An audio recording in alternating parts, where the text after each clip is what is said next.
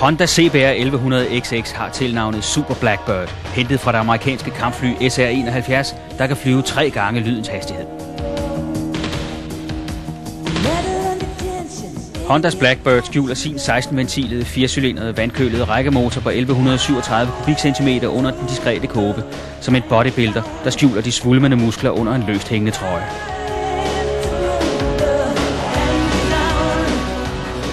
Marksydelsen på 164 hestekræfter gjorde ved introduktionen tidligere på året sportstouringmaskinen Honda Blackbird til verdens stærkeste serieproducerede motorcykel.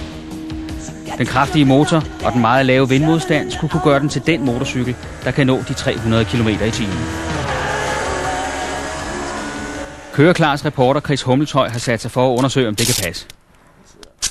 Lige inden grænsen monteres et lille kamera op på tanken, og det indstilles, så det kan registrere speedometer og omdrejningstæller under testkørslen på den tyske autobahn. Så den lige igen der.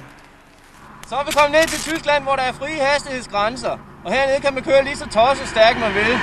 Så det er på rigtig plads, og den her den kører 300 km/t. Hold nu godt fast derhjemme, for det her det kommer til at gå stærkt. God tur.